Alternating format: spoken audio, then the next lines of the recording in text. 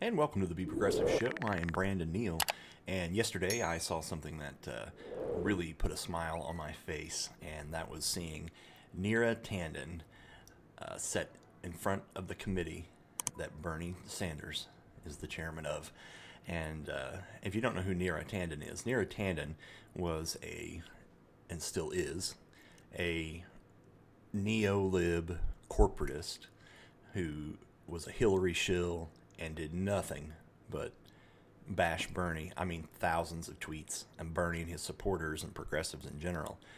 And so finally, Bernie had his day with her. And first off, I want to play this Senator Kennedy exchange with Neera Tanden because it's awesome. Dialectic.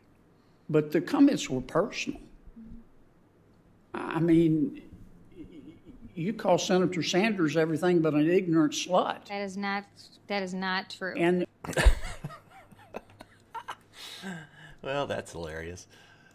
And let's see how I want the record to reflect Bernie that responds to this, because this is really awesome too. I want the record to reflect that I did not call Senator Sanders an ignorant slut. Okay? Thank you. I don't know how I should take that, Senator Kennedy, but Senator Kane. It's just awesome. And so let's listen to a little bit here of Bernie talking to Neera. That's important we debate the issues and try to minimize the level of personal and vicious attacks that seem to be so prevalent all over this country today. I have a letter in front of me from, as I'm sure you have seen, a number of Republican members of the House concerned about some of the things you said as the head of CAP. But of course, your attacks were not just made against Republicans. There were vicious attacks made against progressives, people who I have worked with, me personally. Yeah, and he is not exaggerating at all. If you were a Twitter person and followed politics during the time of his run against Hillary and then his 2020 run, Neera Tanden did literally nothing but bash him. And I mean, she would talk worse about him and progressives than she would talk about Republicans, because she's closely aligned to Republicans. Her views are almost no different, really. She's another one that, ideology, morals, she doesn't have any of these things. It's just whatever side's going to make her the most money. She's just a grifter, for the corporate elite. And so she's a piece of shit, and she has been a piece of shit for a long time. So it kind of makes me smile that she's almost in an interview situation where Bernie's now her boss. And if I was Bernie, I would actually have been a lot nastier to her than he is. But unfortunately, Bernie is never nasty when he needs to be. But this would have been his time to really tell her what a piece of garbage she is, and unfortunately he didn't do it. So as you come before this committee to assume a very important role in the United States government, at a time when we need serious work on serious issues and not personal attacks on anybody, whether they're on the left or the right, can you reflect a little bit about some of your decisions and the personal statements that you have made in recent years? Yes, Senator, I really appreciate that question, and No, you don't. You've already lied. You've opened your mouth and a lie came out. recognize that my language and my expressions on social media, caused hurt to people, and I feel badly about that. No, actually, you don't. You don't feel badly about that at all. And the reason you don't feel badly about that is because you've been doing it for 8 years.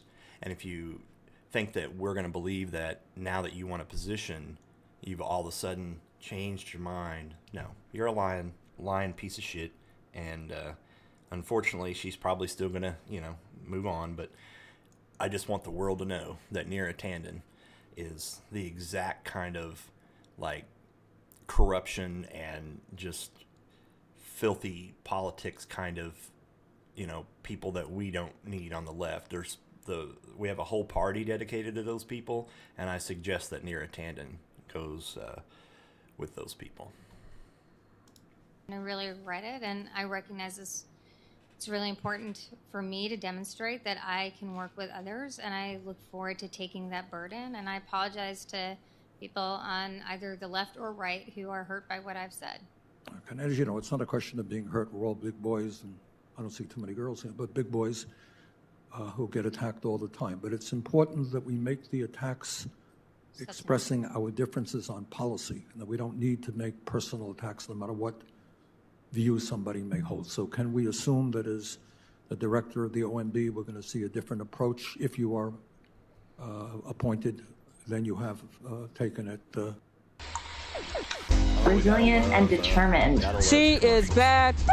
Wonder Woman, she can do. Downvote them all. Move on. Absolutely. And I would say, social media does lead to too many personal comments, and my approach will be radically different. All right, let me get to another issue that concerns me very much. I happen to believe that big money interests have an undue influence over the economic and political life of our country, that too often campaign contributions are what determines policy rather than the needs of ordinary Americans. And according to the been that way for Washington decades. Post, since 2014, the Center for American Progress has received roughly $5.5 million from Walmart, a company that pays its workers starvation wages, $900,000 from the Bank of America, $550,000 from J.P. Morgan Chase, $550,000 from Amazon, $200,000 from Wells Fargo, $800,000 from Facebook, and up to $1.4 million from Google. In other words, CAP has received money for some of the most powerful special interests in our country. The beautiful thing is Bernie is the absolute perfect person to read all of that off and talk about the Center for American Progress and what they do to detract and put down progressives and anybody that is not center-right leaning, like Hillary Clinton and Joe Biden. They attack viciously, and it's Bernie is that perfect person to be able to reprimand her on that and call that out to the world. So, but the thing is, the Democrats don't care. That's a Democrat shining star for the brunch liberals, for the uneducated Democrats that think that the Democrats are perfect and the Republicans are 100% wrong. Just the uneducated, I guess. How will your relationship with those very powerful special interests impact your decision-making if you are appointed to be the head of OMB? Senator, I thank you for that question. It will have zero impact on my decision making. I'm actually CAP took a number of positions that disagreed vigorously with the policy positions of those institutions. But I appreciate this question, and and it is my role. It will be my role to ensure that I'm only serving the interests of the American people, the administration, and its agenda to address rising inequality and the DNC. Let's make it clear. The DNC will be very first priority. Address the needs of working families. President Biden promised to raise the minimum wage over a period of several years to at least $15 an hour. He promised to make public colleges and universities tuition-free for working families and to substantially reduce student debt. He promised to lower the Medicare eligibility age from 65 down to 60, and to also cut the outrageously high prices of prescription drugs in America. President Biden promised to rebuild our crumbling infrastructure and create millions of good-paying jobs and combat climate change. He said he would fight to make pre-K universal, to make sure that every 3- and 4-year-old in America has the quality child care and pre-K education that they need. President Biden promised to make sure that every worker in America has at least 12 weeks of paid family and medical leave.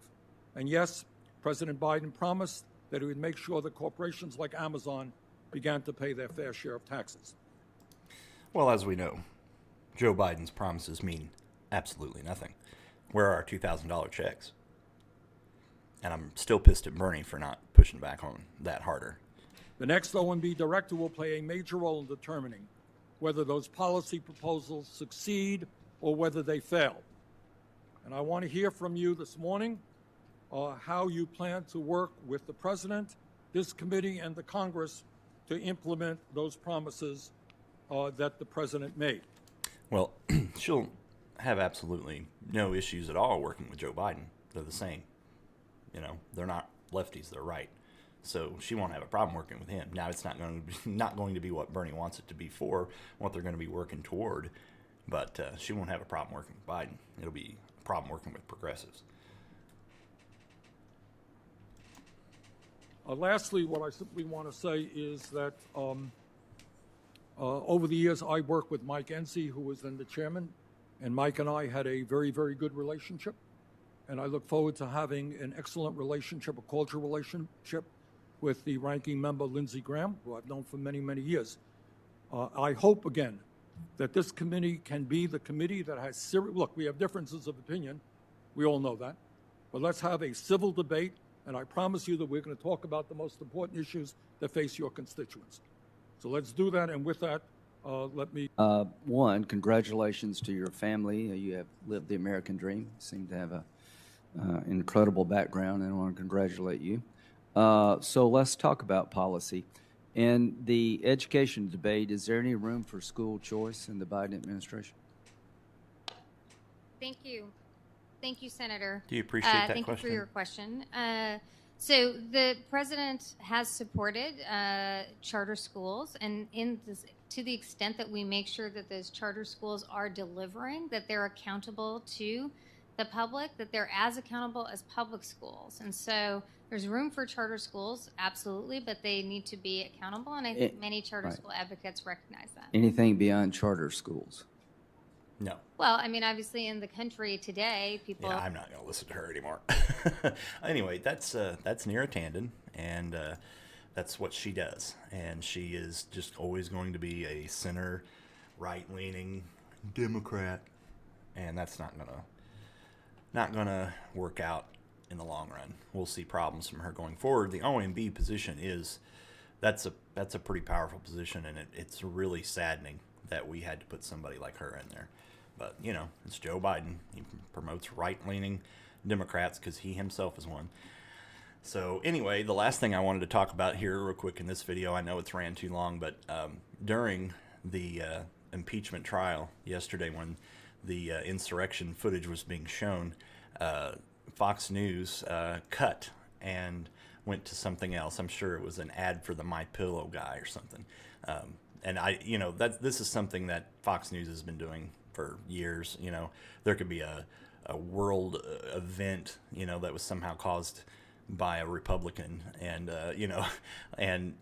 Trump could have nuked a country, and everybody would have been looking at it, and Fox News would have been talking about gardening tips or cooking tips or My Pillow guy, because that's how they are. They're just bipartisan hacks.